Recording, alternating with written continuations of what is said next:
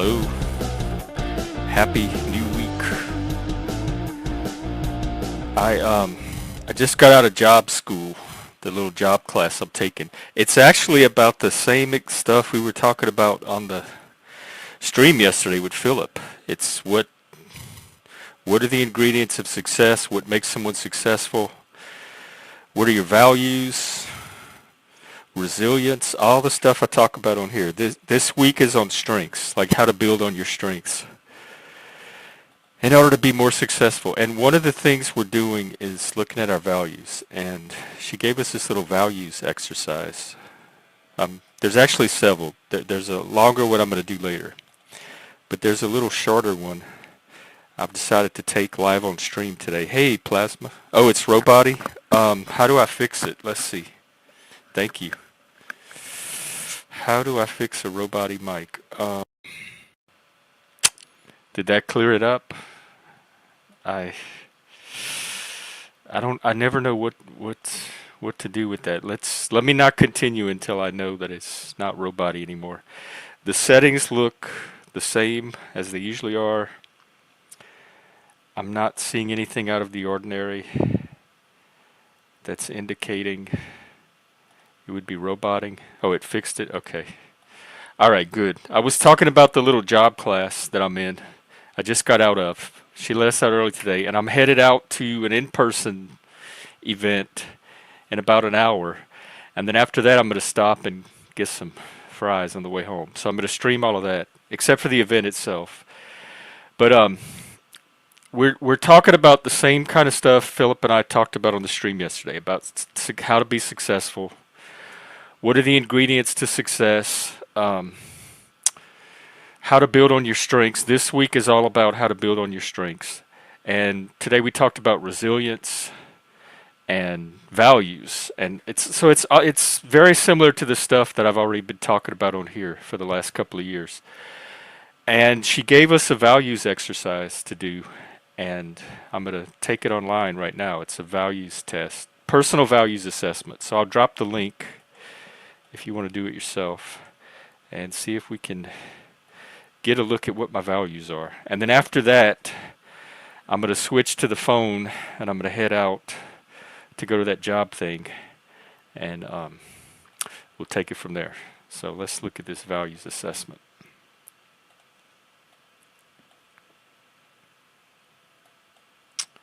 Hopefully they don't have me pay. Please select at least 10 values from the list below. Okay. Let's take a look at them. Ooh, wow, lots of them. Certainty, control, security, peace, discipline, wealth, definitely not. Financial stability. I'll put pleasure just because I'm a hedonist. Trust is definitely a value. Challenge, adventure, excitement, curiosity. I'll put variety. Authenticity.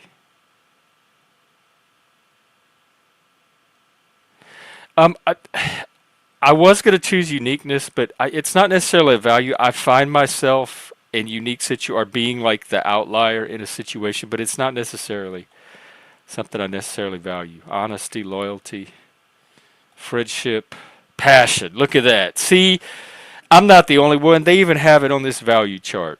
Those of you that have a problem with passion, it's you. It's not the rest of the world. Intelligence, independence. I'm choosing way more than 10. Competence. Meaningful work. Do they have community on here? Commitment. Freedom. They don't have community. Oh well, I'm stuck with the ones. 18 values. That's plenty, huh? Let's go with those. And then what you do is you have to choose. You have to rank the values and figure out your hierarchy. I would sacrifice pleasure for trust. Authentic trust. Probably even for challenge. Yikes. I do this all the time. I accept a lower level of challenge in order to gain other values. So, adventure for sure. Adventure. Ooh, this was hard. Ooh, this was hard. Would I sacrifice trust for adventure? Would I adventure with people that I don't necessarily trust? Looking for exciting or risky activities, a belief in someone or something. Shit, this is hard. It's probably only going to get harder.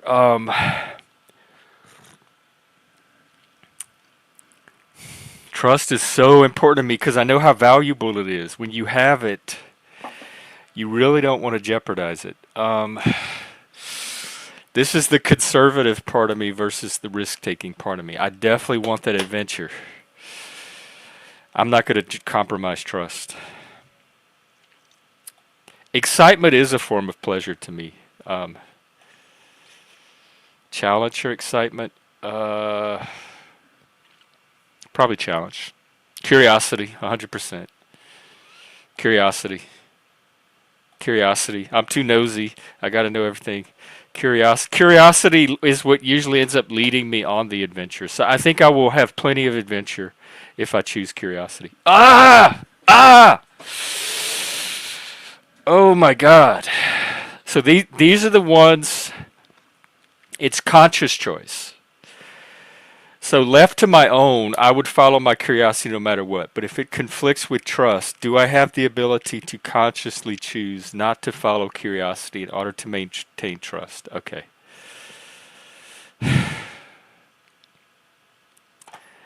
I don't need that much variety. Fuck it. Let's see. Excitement. Authenticity for sure. Authenticity. Authenticity. Authenticity. Authenticity. All right, I knew this was coming. Still, authenticity. Okay, how? First of all, this is hard because I don't necessarily see them in conflict. Like to me, they're almost the same thing. I trust authenticity, and authenticity builds trust. Could I envision situations where authenticity conflicted with trust? Like if I were going to be authentic, would it compromise trust, and would I be willing to do that? I'd still go with authenticity. Honesty. Honesty. That's about to conflict with authenticity. Watch it.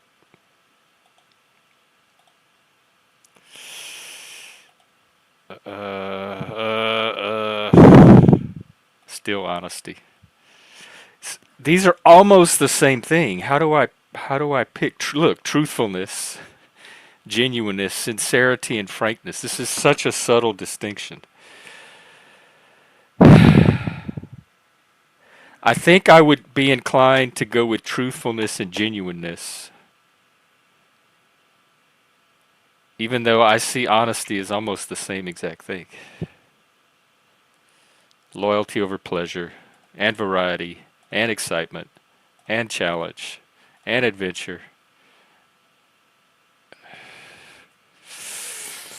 and curiosity. Nah. Curiosity doesn't necessarily mean I'm being disloyal, but other people could see it that way. Just go with this. This is my belief in them, not necessarily.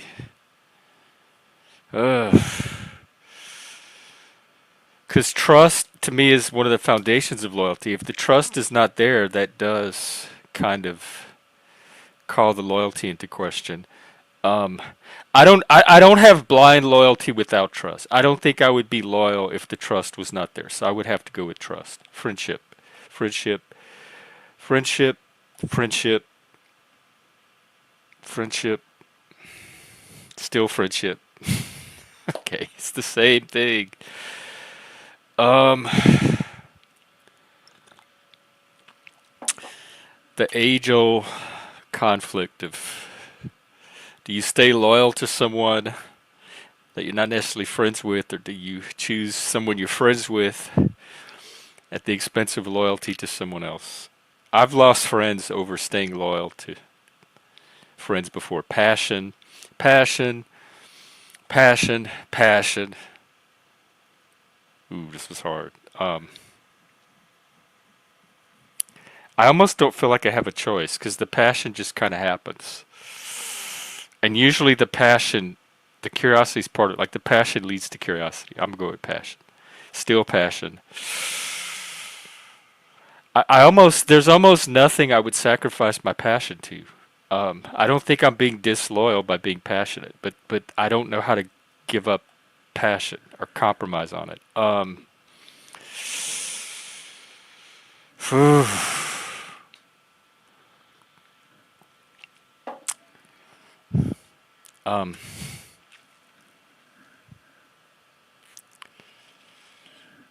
Passion. But they're defining it as a vocation or loved honesty. I mean hobby. That's not necessarily how I'm using passion.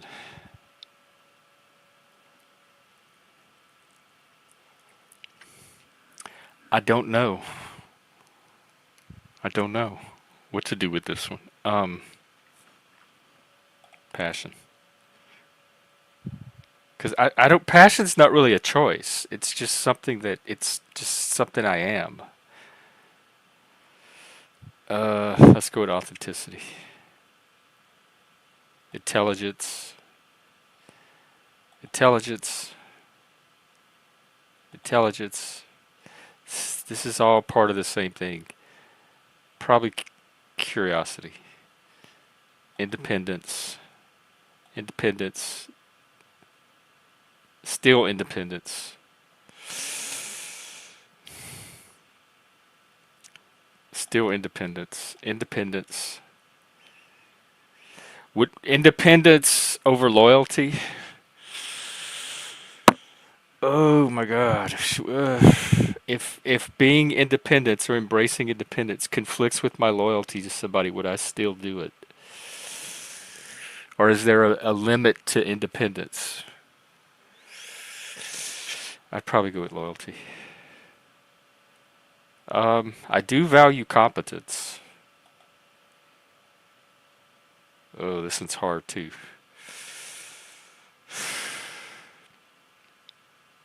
Because to me, if they're not always intelligent people are not always competent. I'll take competence over intelligence.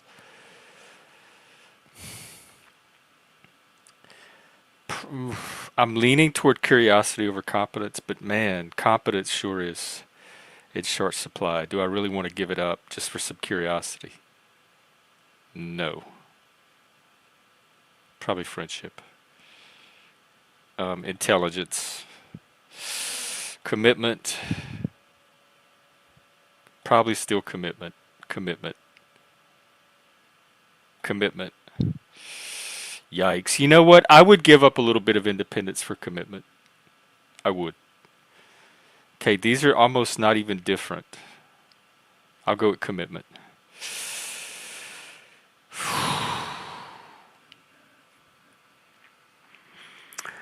Do you have commitment if you don't have trust? Like, can I commit to something where the trust is not there?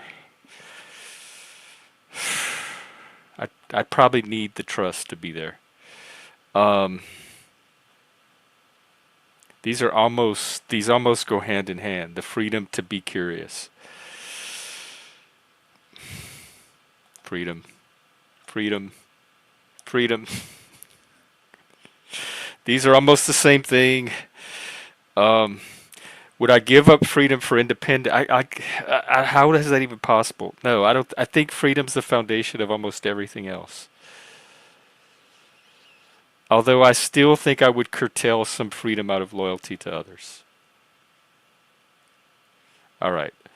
The most important values: authenticity, passion, honesty, trust, commitment. I'll take it. Ask the AI. Tell me more about my personality. The ideal career path. Let's do that one. Or unique opportunities. Oh, they're trying to sell me shit. Okay. Hello, people. Spike. Yeah, rock yours too. Rock your Monday. Um. All right, that was the little values test. Hang on. There's a longer version of there's an exercise I have to do tonight for homework where you go through this big list of words and you pull out the ones that are your values and then you categorize them. So I may do that on stream. I may just do it on my own. But for right now, what I think I'm going to do is drop the link. Hey, Ren, open the panel because people are welcome to be on the panel once I go mobile. It always helps to have some people in the background. All right. Let me do this.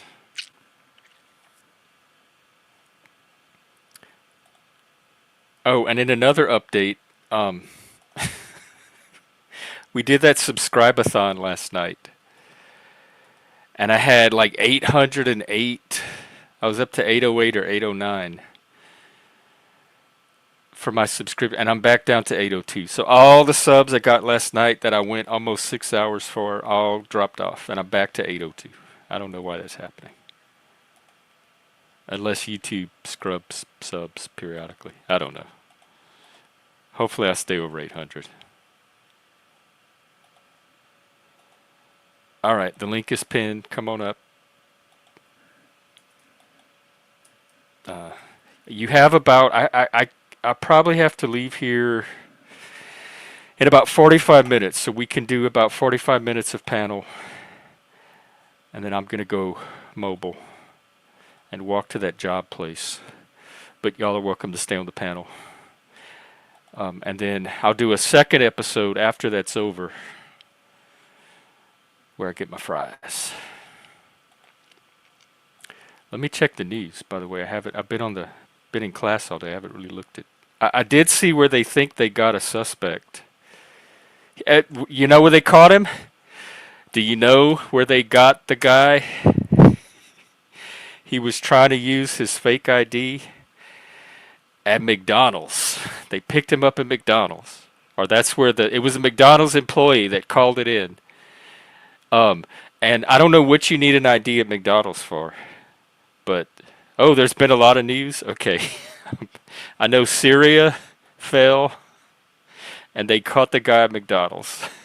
Oh, and Daniel Penny got acquitted, the subway guy that was, he took down that subway attacker, Jordan Neely. So he got acquitted. Israel's doing some stuff to secure their buffer zone around Syria. I think there's a mountain they're claiming. And it's attacking its chemical weapons factory. Did I miss anything? That's the top news on my browser, with my feed, my algorithm. Wait, how is the crime dropping, causing a shitstorm? Do they want the crime to continue? Are there people that are benefiting politically from the crime that's now panicking that it's lowering? Oh, you mean the statistics were released? They were dropped. Okay. So is the crime, it's high then? It's not positive statistics. You know what? Let me see if I could find anything on it myself.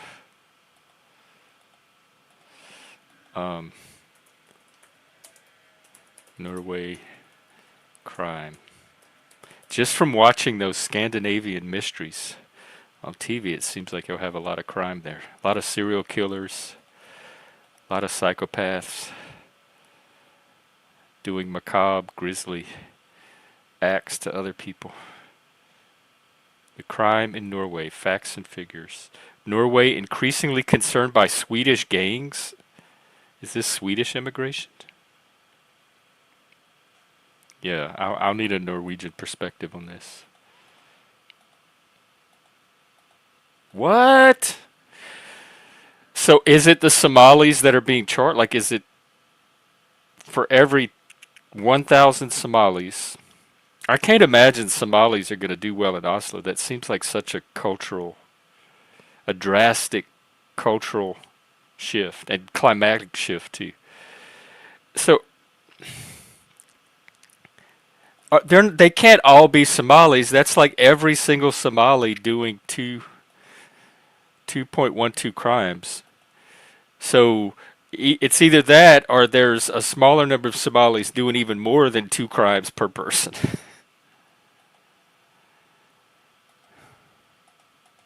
Wow. What do we do? What is the world like? Why is there all this migration? I don't think it's. Uh, my head hurts even thinking about it.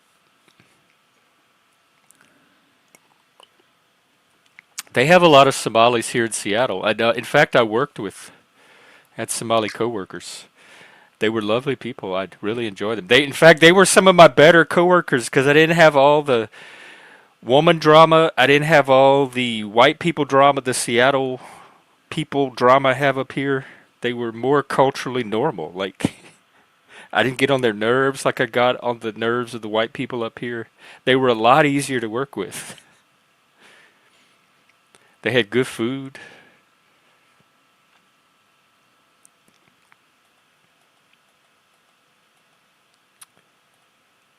Um, I guess heavy criminal, but the median crime charge is high too.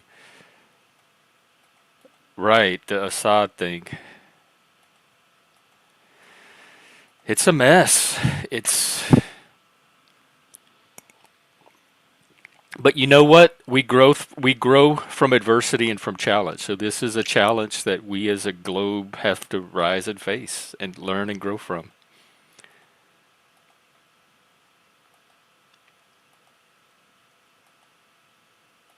Oh, so now there's no reason for them to be.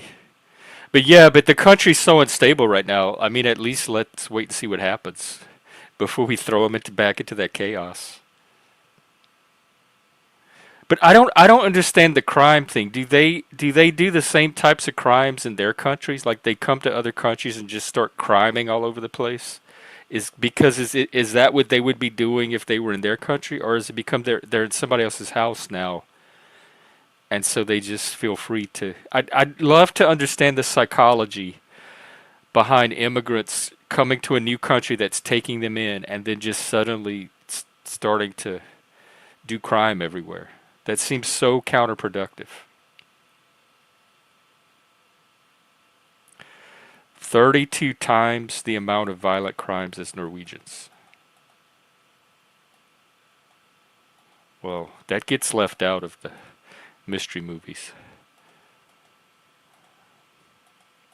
There's hardly any immigrants in them. It's all white Norwegians, Vikings. Oh yeah, I remember the Somali pirates. But that's like a subset of the Somali people. That's like the criminal element in the Somali culture. It's not Somalis themselves, or are Somalis pro pirate. Like the people in Hamas are not innocent. They're part of. I mean, the people in Gaza are part of the culture that produces Hamas. They're not separate from it. Is Somalia part of the culture that produces the piracy?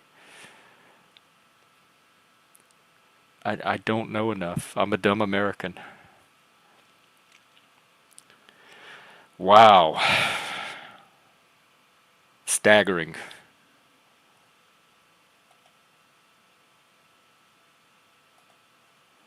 Um, I don't. Hopefully, y'all figure it out. I mean, there's nothing to figure. It's just coming up with policy solutions, I guess, and seeing if do they work or not, and trying something until you find something that works. It's going to take a political solution.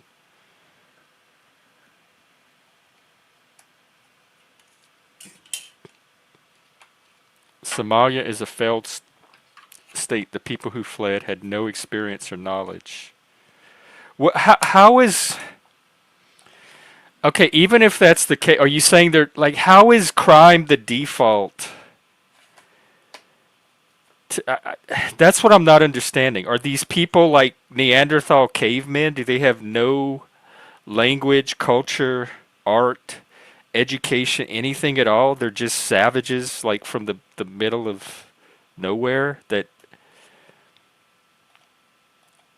how are those people even getting through the immigration filters?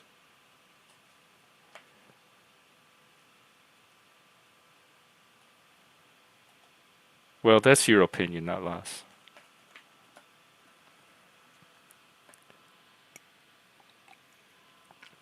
If there's one thing that I feel confident about Dobez in, is he's pretty good at sticking to facts and basing his conclusions and opinions off of actual fact, or maybe not.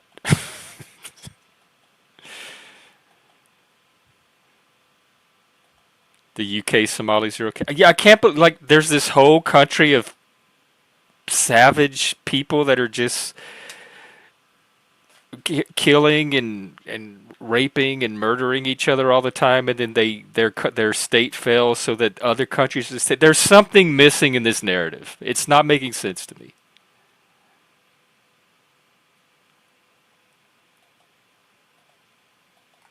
I don't understand why failed states or immigration automatically leads to crime. Like, what's the necessary connection?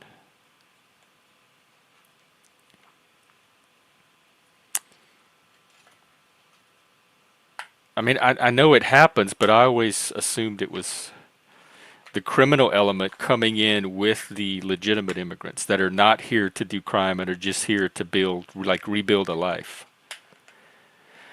Chuck, we were super poor too. I grew up poor. My friends were poor. None of us were out there doing crime. Like I don't buy that poverty makes crime inevitable. There are plenty of poor people that don't turn to crime. I think criminals do crime. If you have a criminal psychology, you're going to do crime. If you don't care about other people, if you're low in empathy, if you don't have the ability to, if you have like poor situational awareness, you don't have the ability to draw connections between actions and consequences, etc. Those are the people that are going to do crime, not just the people that don't have money. I don't have money now. What am I doing? I'm out there trying to get jobs. I'm going to job school during the day. I'm about to head out to a hiring event. I'm not out there thinking of, oh, I'm poor. What kind of crime can I do to get money? And that doesn't explain like vandalism, property destruction. How does that alleviate poverty? That has nothing to do with improving somebody's financial situation.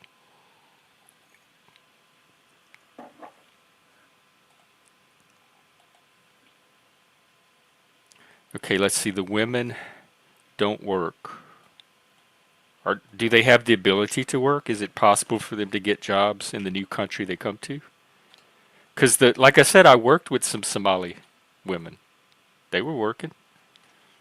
It was a medical setting. They had medical skills. The women just don't work, so the children, they are substantially poor. And then, but how does seeing yourself as other lead to crime? Just, I'm other here where I'm at. It's not making me want to do crime.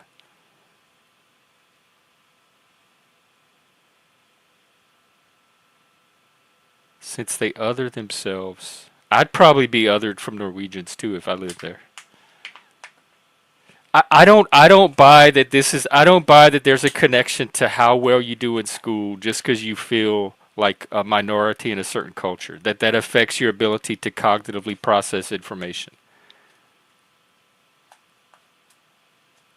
Because I can think of many people here in America that this also applies to, and it was not a barrier to them getting an education, getting a job, being successful. We talk about the elements of success on this channel.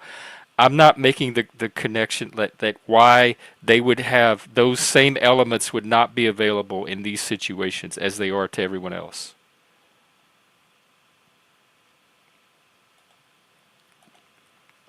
And anytime I start getting sympathetic to not laws or any of his positions, you know I'm dealing with something extreme.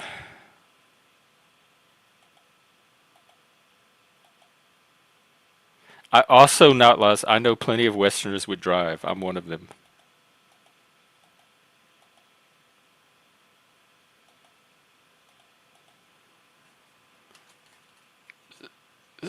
That doesn't mean that that can't be overcome with education or the right social support or social programs. Like I can, you can give me some women right now, and I can orient them to the idea of getting a job and going to work. It doesn't seem like it's that hard.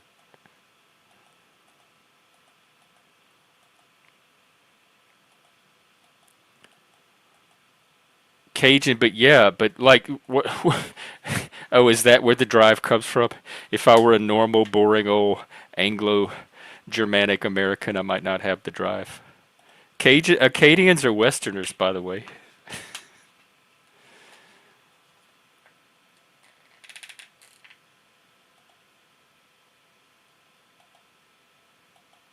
What is NAV? NAV? National something. A subset of immigrants. So there are some immigrants that do educate themselves and go on to assimilate into the workforce.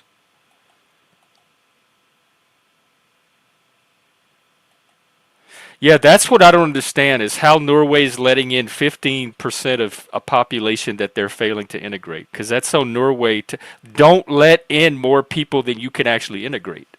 And if your integration capacity is maxed out, then stop letting in more people or improve your integration capacity. Get better at integrating them or do it more expeditiously. Oh, okay. Norwegian welfare. I thought y'all kind of have a reputation for that, the Scandinavian countries. People point at y'all for the socialist model, and if you're gonna do socialism right, do it like Norway, Finland. What's the other country? Sweden.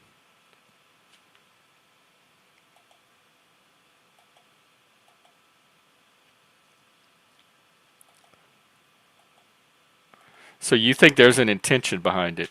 Um, I don't know if there's an intention, but there probably are certain people with ideologies and agendas who see opportunities to capitalize on existing situations. But I think they're also probably the minority. I don't think that's the root of why all this is happening.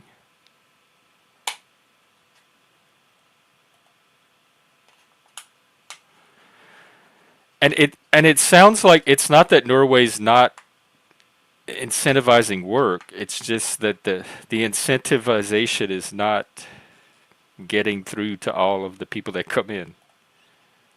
But it sounds like Norway's making the attempt to incentivize it. Hey, Philip. Philip, you know what we talked about in job class today?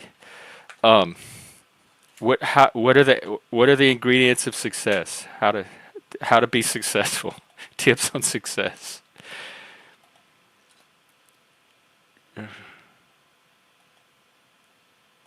But these are small countries too, not less, that are taking in that number.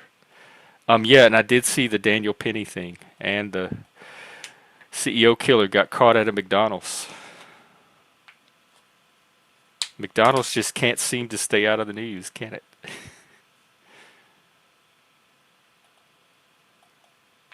And look, I'm going to argue on the side of the immigrants because I feel like one up here. It is incredibly, incredibly difficult to integrate into a culture that is foreign to you, and you are foreign to that culture.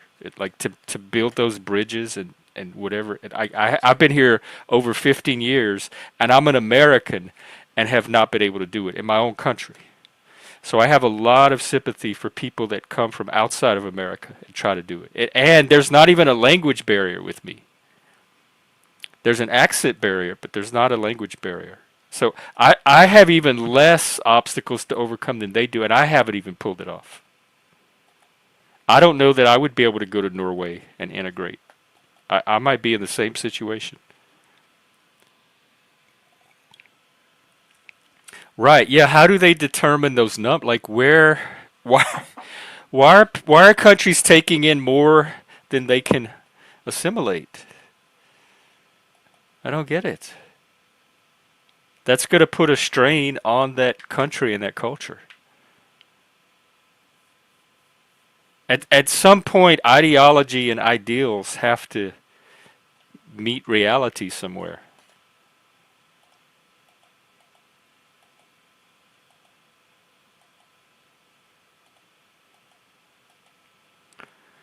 The the burden of immigration is on. Like I would think that too if I were immigrating somewhere. I would think it's up to me to. And not only would I think that, I would want that. Like I would want the control over that more than letting somebody who doesn't understand me at all try to integrate me. I would want to take as much responsibility for that as possible because I would probably know how to integrate me best than some stranger would. Of course, I haven't I haven't proven that here. Snillism, niceism. So some of it is your own psychology. Like you're getting fucked by your own inability to overcome your national or cultural psychology. Yeah, I don't have that problem. I know not to take in a bunch of people that I don't have the ability to help or integrate successfully. Like like the trolls on this channel. I don't take in a bunch of trolls and stuff that I know I can't socialize to the norms of this channel. I send them on their way.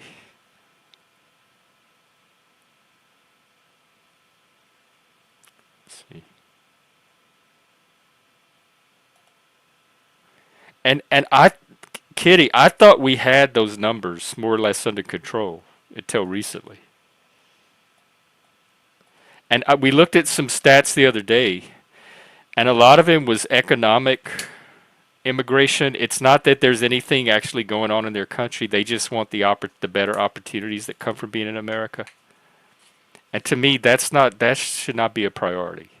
We should take actual legitimate refugees and asylum cases, not just people that are not happy where they are and want something better.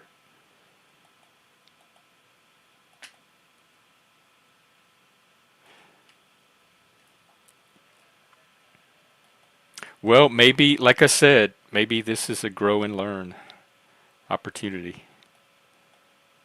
Each nation's gonna grow and learn in their own way. Some for the better, maybe some for the worst.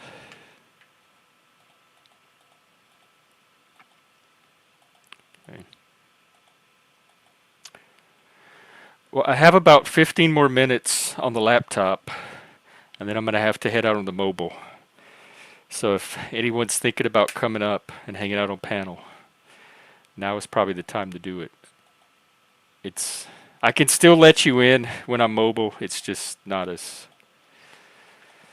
um it won't be as quickly.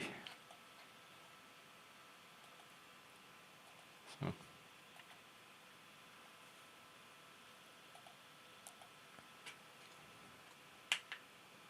And I come from like we were when we got exiled from Acadia, ethnically cleansed.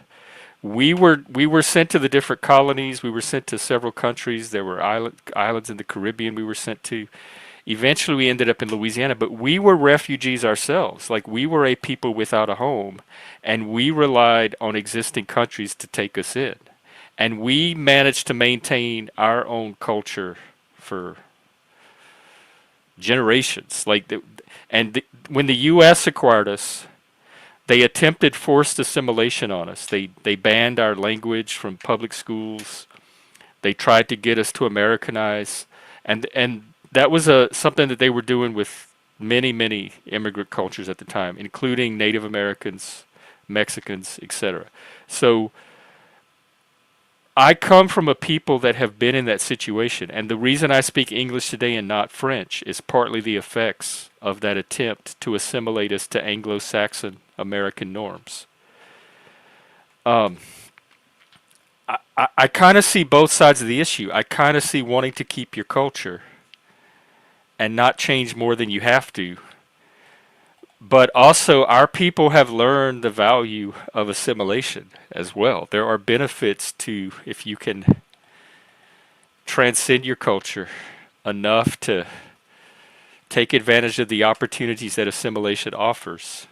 It, I think ultimately it's an individual choice. Like each person negotiates it for themselves on an individual level. There are certain things about me as a Cajun I'm just not willing to bend or compromise on because I know how the culture is being eroded. I know how it's dying out. There are certain things I'm just not willing to lose to be as American as I can be. And then there are certain things about America that I can gladly give up some of the Cajunness to get the benefits of being more fully American. But those are choices I make as an individual. My siblings would make different choices.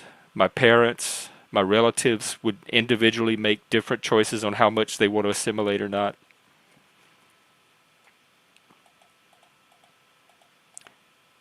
But this is an issue that, like, probably from the beginning of time, different tribes of humans have had to deal with when they encounter other tribes.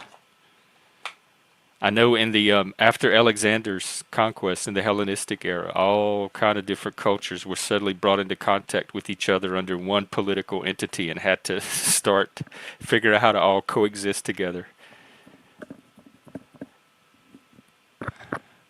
There's a lot of like richness and innovation that comes from that tension too.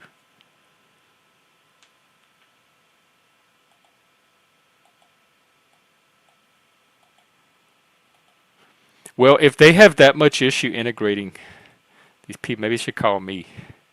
I know a little bit about the how to. I can tell them how to integrate and how to not integrate. Mostly how to not.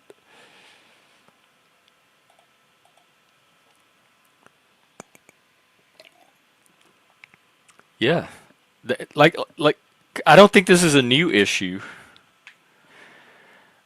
but I do think it's increasing currently at this point in time and destabilizing things in places, and so we have to figure out how what to do about it and how to get enough stability back to go for to continue forward. Oh yeah, you too, Kitty. Um, we'll see you again. It's always good to see you. I'm gonna have to head out soon too in about 15 minutes.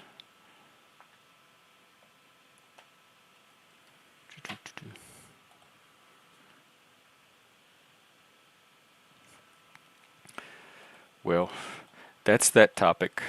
Um, anything else going on? I'm kind of following this Syria thing. That's mostly what I've been looking at lately. Just because it's so up in the air, like there's so much creative chaos. Like it can go in 10 different directions.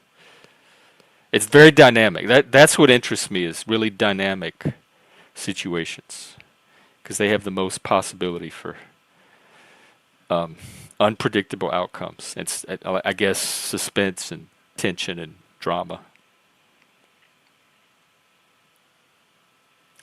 And then we'll see what happened with this United Healthcare guy, what his story is.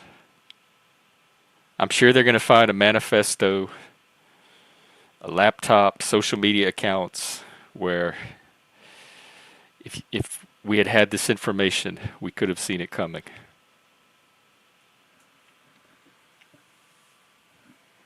Also, I'm thinking about those fries. I woke up this morning thinking about them.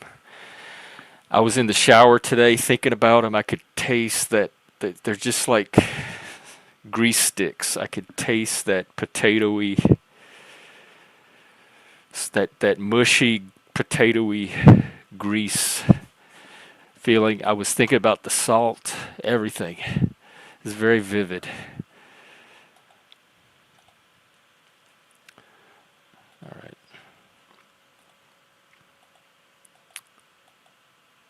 What is our national dish? Is that us? Mac and cheese? Are you serious? It seems like that would have come from some other culture. Let me look it up. Macaroni.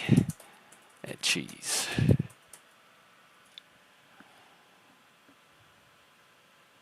Pasta dish. Place of origin. Can y'all take a guess? It was not the United States. What country did we originate from? It was England. That's a British food. I would never have guessed that they would make something that delicious. A cheese and pasta casserole known as macaroons, I'll put the spelling in the chat, was recorded in the 14th century medieval English cookbook, The Form of Curry.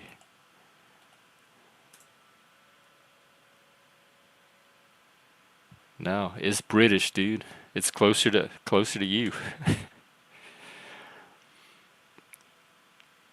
The first modern recipe for macaroni and cheese was included in Elizabeth Rafaki's 1769. That's before the U.S. became a nation. Book, The Experienced English Housekeeper. Her recipe is for a bechamel sauce with cheddar cheese, a Mornay sauce in French cooking, which is mixed with macaroni, sprinkled with Parmesan, and baked until bubbly and golden. So she drew from French sauces.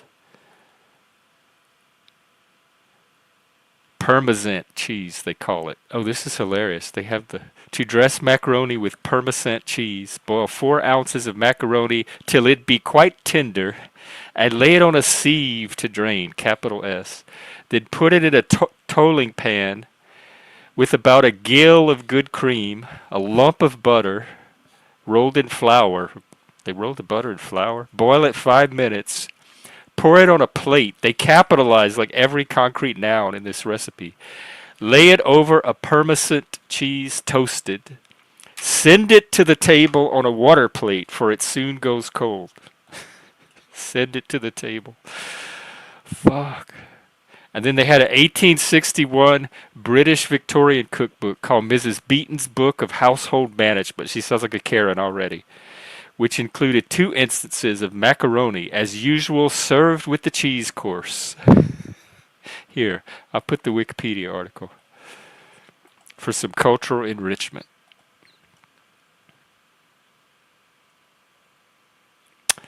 Not so, not Laws, not so. It was the Brits. I don't know why they don't take more credit for it. It's the best tasted thing they have going for them so far. They claim all that other nasty food that nobody likes to eat. Boiled meat. What is it? Potato. Shepherd's pie is okay, but I have a feeling it's because I eat the American version. I would be claiming macaroni as my national dish if I invented something like that. But no, let the Americans think that it's ours.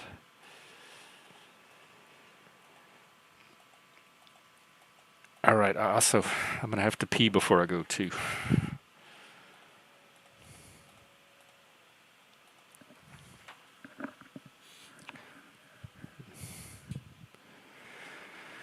Well, I guess if no one's coming up, I'll just take you on a journey all by myself.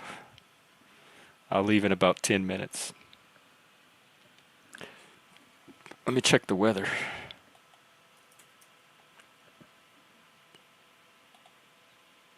45, partly cloudy. That's not too bad. Not as cold as it has been.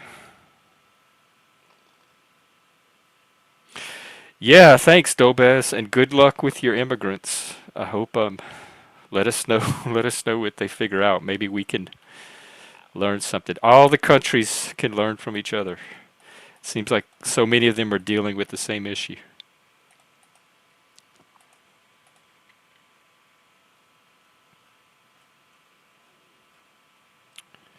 I want to figure out a way to save these values, the test I just took. I'm just going to copy and paste them.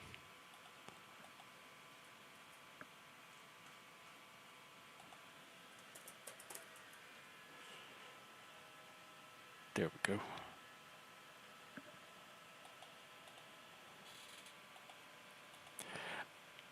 Okay, anybody got anything else before I leave, or anybody want to come up on panel and help to co-host a mobile walkabout? If not, I might have to play a little video for a few minutes to keep you entertained while I get ready and switch to mobile, and then come back and head out.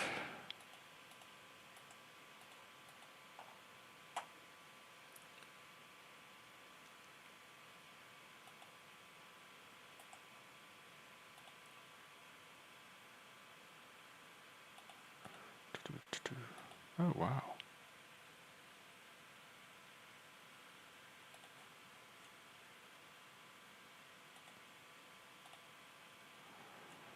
Okay, well,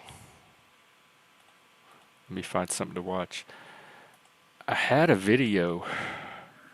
I just keep forgetting which one it is.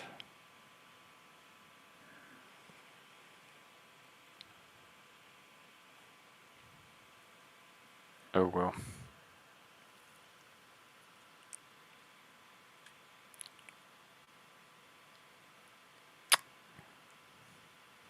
Let's use on right now that I trust. Abe is streaming. Buck Angel. TikTok. Andrew Wilson's doing TikTok invasion. Frank is playing video games.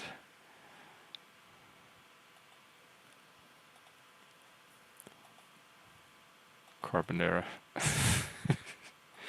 Are you saying that's not Italian?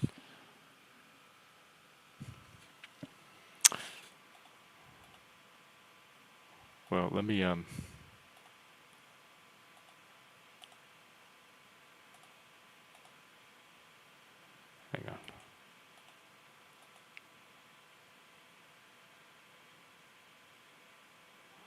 Should I risk putting on Abe? Let's see who he is. No. It seems like there's drama people on there.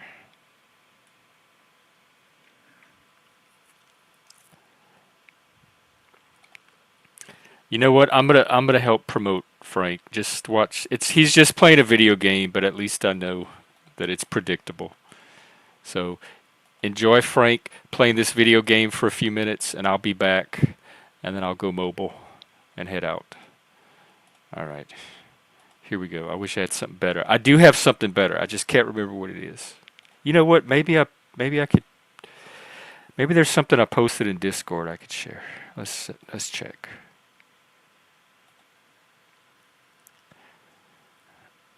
Um,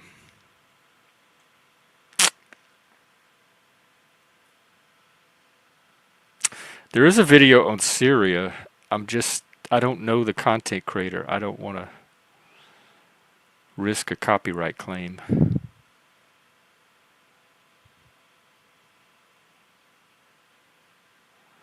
Fuck it, just watch Frank. Or take a break, take an intermission. Come back in like 5 minutes. I'll be ready to go. 4 minutes. There we go. Here's Frank. All right, I'll be back. Come on panel if you want.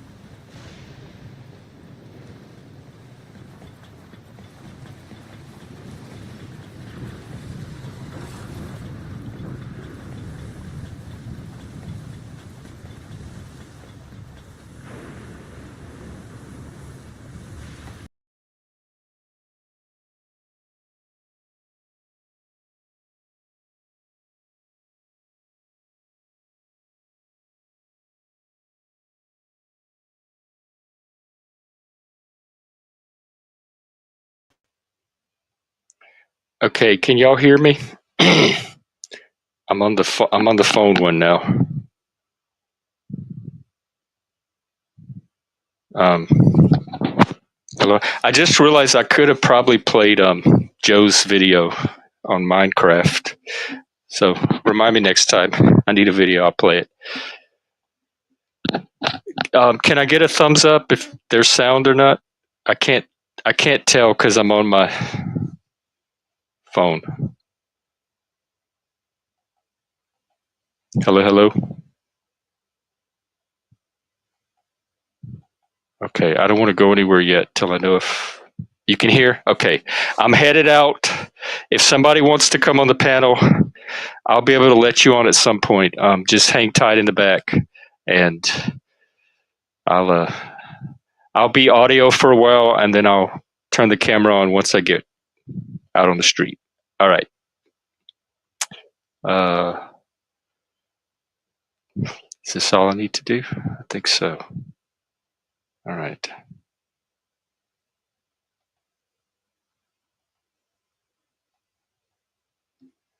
Let's do this. Okay, I'm still here. I'm headed out.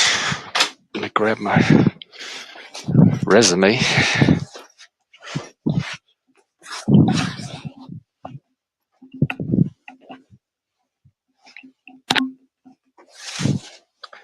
Keys.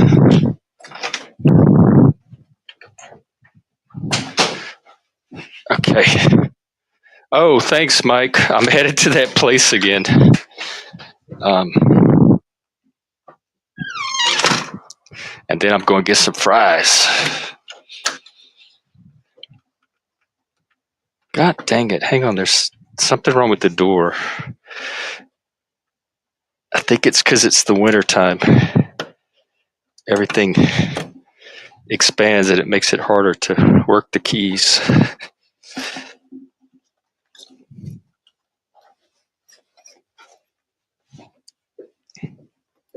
All right, one sec.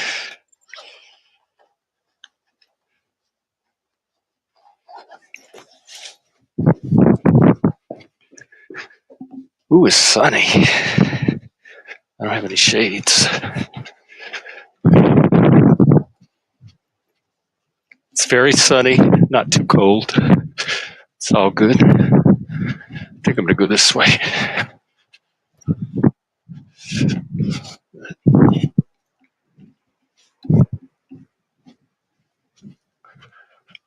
Um,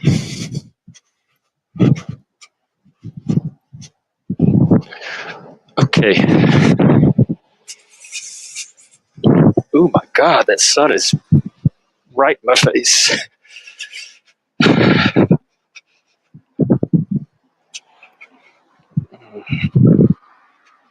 Let's see. It's hard for me to read comments too with the sun.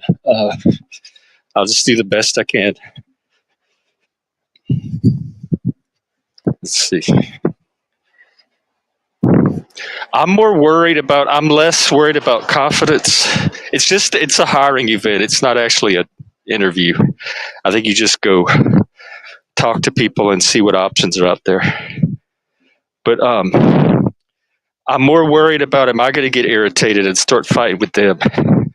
Not so much if they're going to find me confident or not.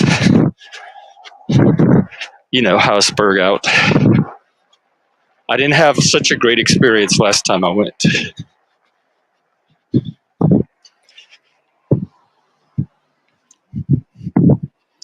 So, dang. Well, I might have to turn on a side street soon. I'm walking right into the sun. I can't see anything. I can't see cars. All right, I'm going to turn the camera on and see if is it facing the city, the town. Okay, see that sun? Wow. All right, I can't see shit. I can't see comments.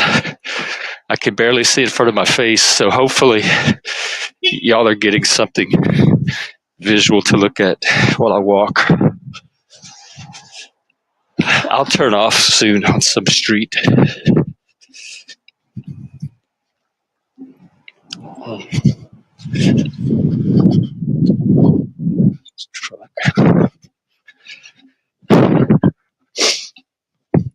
I should have grabbed a pair of shades. I had no idea it would be this bright. We hardly ever get sun up here. This is a rare day.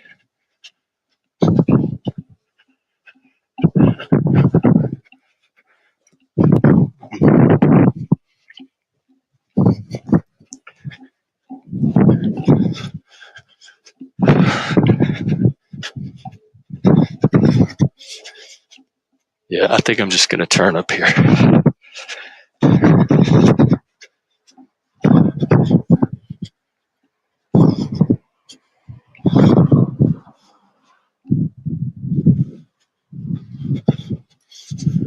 All right. We're going to hit it from this way. Oh, hey, African. Yeah, that's cool. I'm just doing a little walkabout to go to this job thing. I mainly do it to help others that might be in the same situation to, I don't know, inspire them, or like maybe if they see one person do it, they can see it's not such a big deal. You know me, I love to help.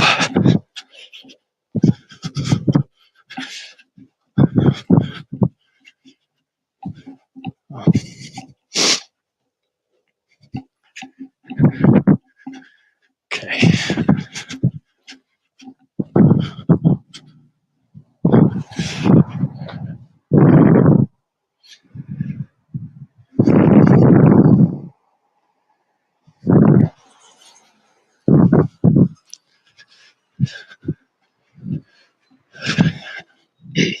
I'm going to walk by the McDonald's.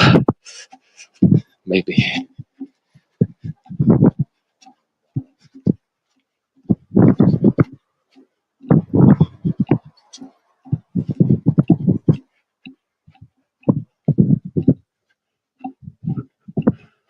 It's one of our zillion churches.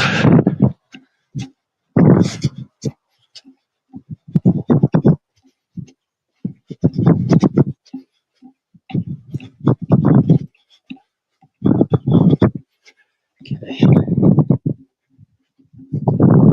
Hey, Beak. What's up? I'm going to that job fair thing. It's called a hiring event. I think it's just people that show up and you talk to them about what options they have to offer. This is a healthcare one, so it's specifically healthcare jobs. And I've worked in healthcare before as office staff, administrative, but not on the medical side of it, unless you count mental health. I've worked as a peer counselor. So I'm very familiar with healthcare settings. I'm really good at the customer service side of it, like engaging with the patients. I'm really bad at the bureaucracy side of it and all the little unspoken etiquette culture rules, because they're heavily female dominated. So a lot of it is walking on eggshells and figuring out how to not irritate the female coworkers. And they put more emphasis on that than the actual work that you get done. And what really freaks them out in those settings is if you're very independent and just able to do your own thing without needing to necessarily be aligned with your coworkers. For some reason, that they can't stand that. They spend their whole day obsessing over that and noticing little things and harping on things.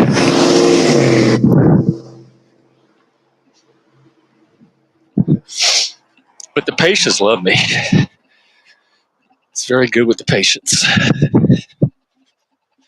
Because those are sick people coming in. They don't want a bunch of unfriendly, bitchy people serving them. It's healthcare. They want it as hospitable and stress-free as you can make it.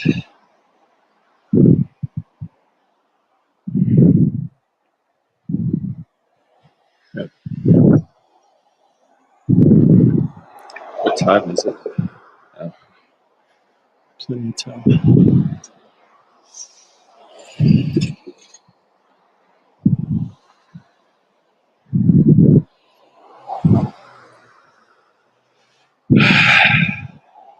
Oh, look, another church. Oh, another church. Another church.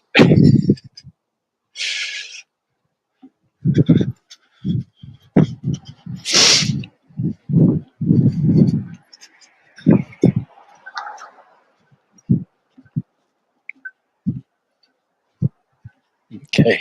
See the McDonald's, see the arch. I don't know if you can see them in the distance. I'll be coming for you, baby. Two, couple of hours. I hope y'all have them hot and greasy, and put more salt on them this time.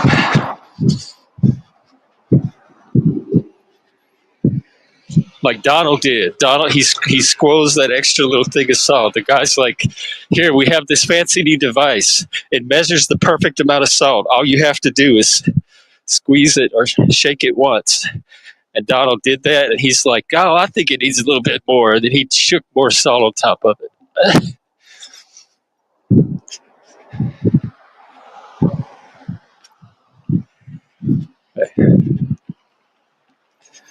All right, I'm going to have to face the sun at some point, so I might as well just go.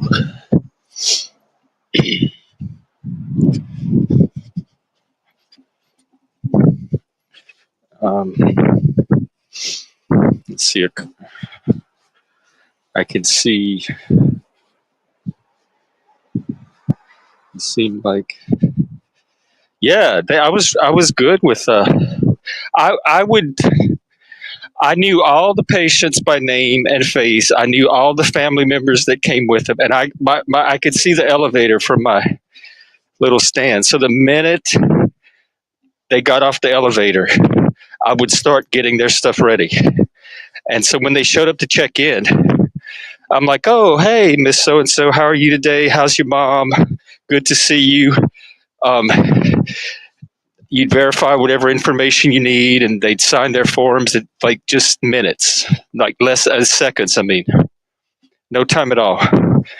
All my other coworkers would like have their head down working on paperwork or office work, and the patients would show up at the desk, and they'd be standing right in front of them, and they wouldn't even notice.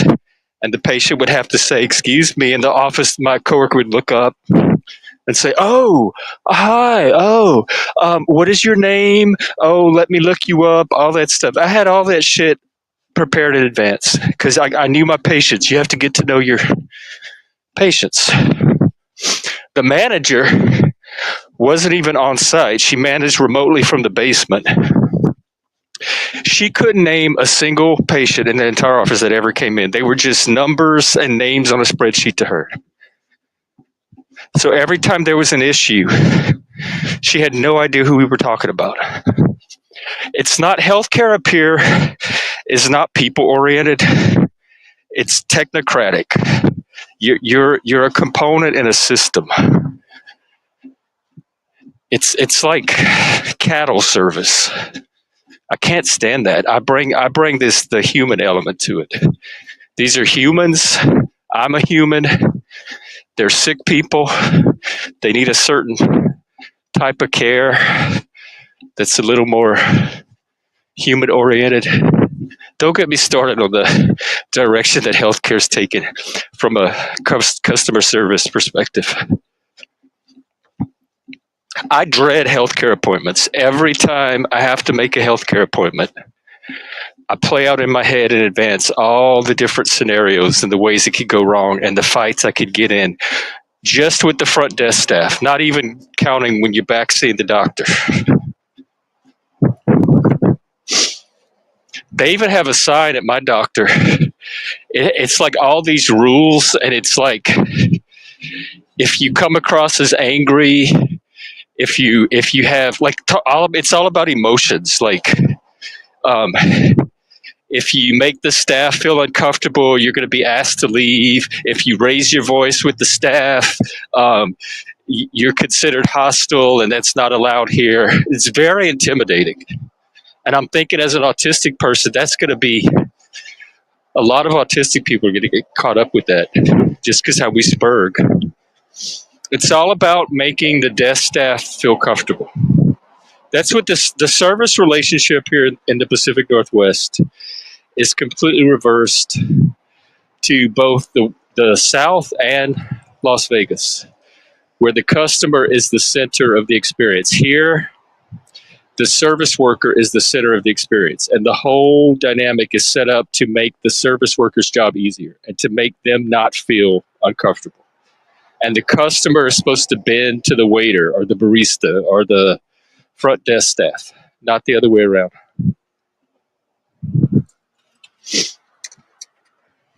Sure, just go out in the middle of the street. She just rode out in front of the car. It was a red light. She's, I don't care. I'm going to take my bike and just roll it right in front of this moving car. No right of way, anything. Never mind the person standing there actually waiting for the light. Should have been a tip off. And her friend did it with her.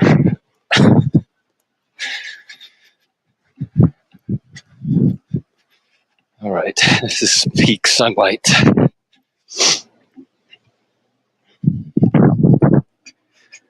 I can't see comments. I can't see if anyone's trying to get on panel anything. As soon as I get a shady spot, I'll check.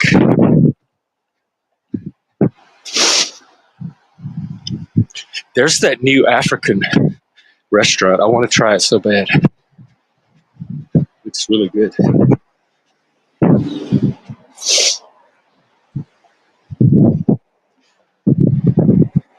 And you know, just like the last attempt, this one could be over in 2 minutes.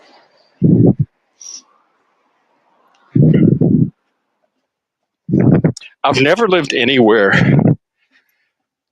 where I actually have to expect or plan for the possibility that a customer service interaction could go wrong.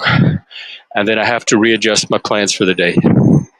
Normally, I could just show up somewhere and expect a decent experience. And if it didn't happen, there's usually someone you could talk to that could turn it around. Up here, it's a gamble every time. And if there's a breakdown or it goes south, it's 50-50 if they're going to know how to handle it or recover from it. This is not a people-oriented place at all. If there's not a procedure for it, they don't know what to do. If there's not a template, it's a lot of walking on eggshells feeling everywhere you go. Very high anxiety. You walk in a place and they're not like warm and welcoming, they're anxious. Like, oh, there's a customer here. You can feel the anxiety off of them.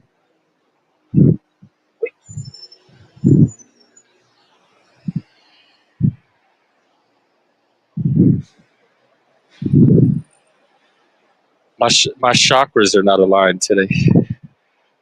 That's what the New Age people used to tell me. If you hit every red light, that your chakras are off, because when you're aligned, all the lights are going to be green when you're traveling.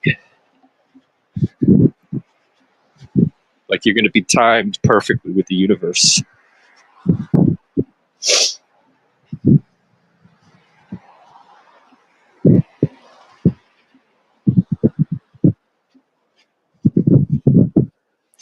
I appreciate the sun, but not when it's shining in my face the whole time and I can't see anything.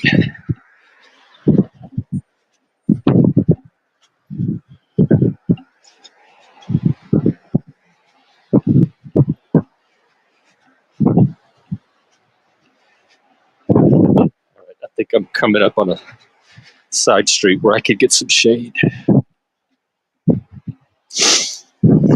Something smells good in the air.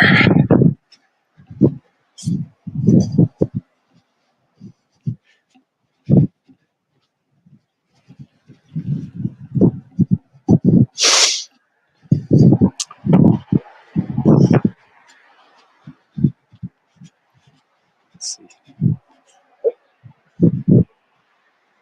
Nope. I got to go one more block.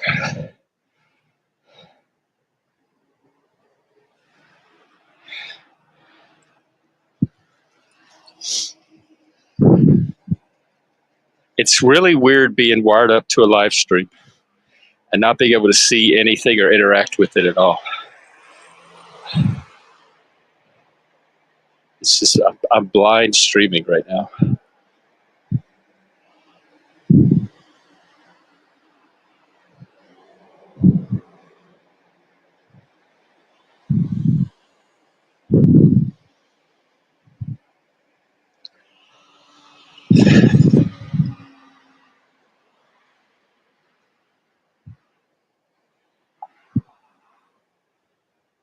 Dang.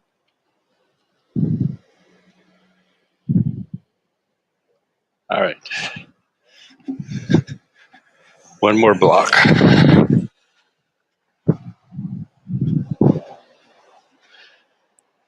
When I head back, I'll be in the opposite direction, so the sun won't be an issue. Plus, it'll be 2 hours later.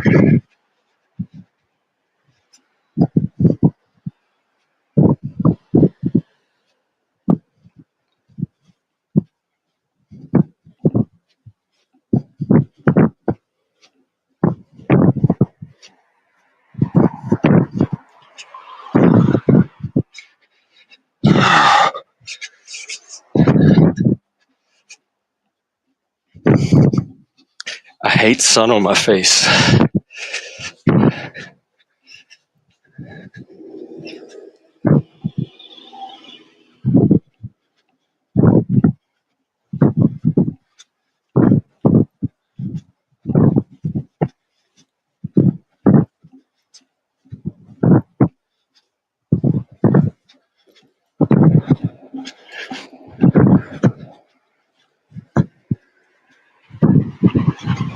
Here, I'm cutting off here.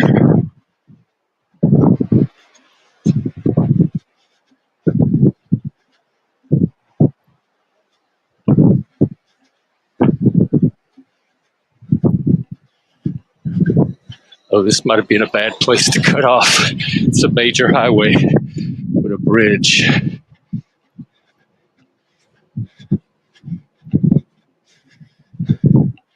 Yeah, I think I'm going to have to run for it after this.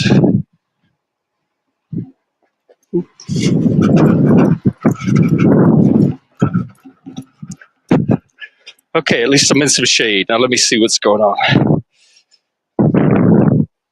Um,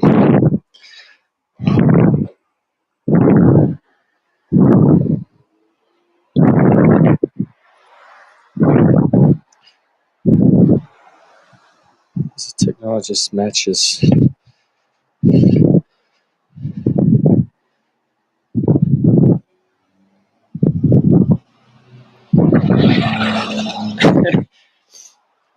Right, it's like they're planning for it to happen. Like it introduces situations where now that they have it in print on a wall, they can actually identify behavior as those things. Okay, I'm so tired of this journey.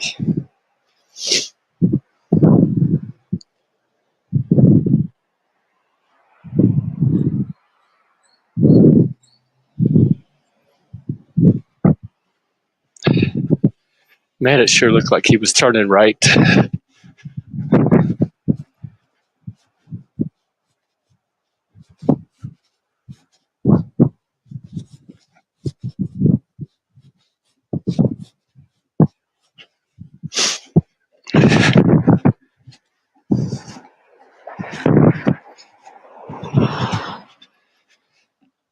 Back into the sun.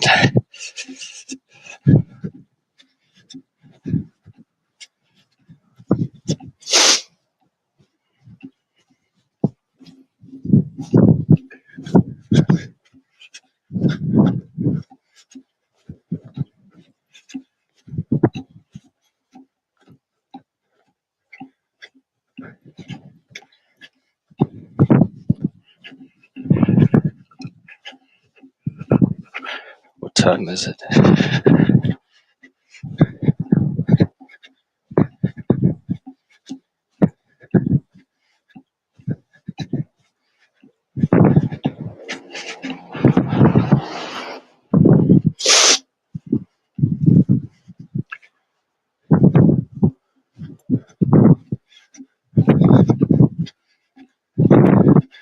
okay. I can see again at least.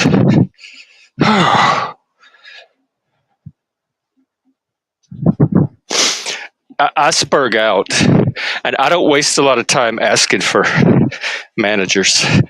If I'm getting into it with the front desk lady, she gets like one chance to recover it. Otherwise, I'm getting a supervisor involved.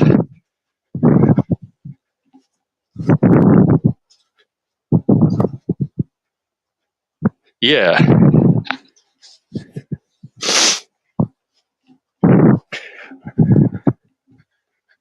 Which it makes me wonder what led to them putting that up in the first place. Probably some customer service experiences that they were just really bad at handling. I have much more tolerance for sick people. I don't expect perfect Emily Post behavior from people that are at a doctor's office because they're sick. That's people at their worst. If you're working in an environment where you can't handle people at their worst, you're in the wrong job.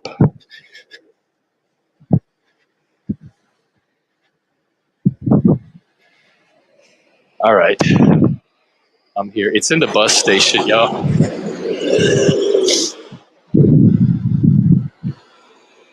I'm gonna once I get to the building, I'm gonna end the stream and then start it up again when I get out. It's the event scheduled for 2 hours. I don't know if I'll be in there for 2 hours.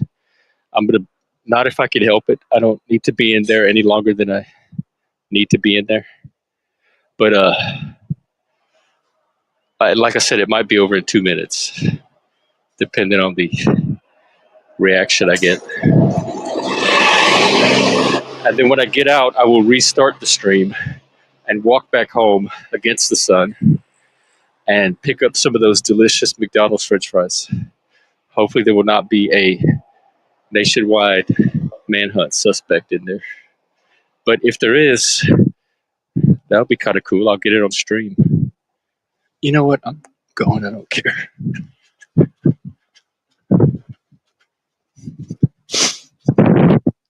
All right. Thanks, guys. I'll catch you in whenever I catch you. 2 minutes or 2 hours. See you then, and have a good rest of your day. Wish me luck. Take care.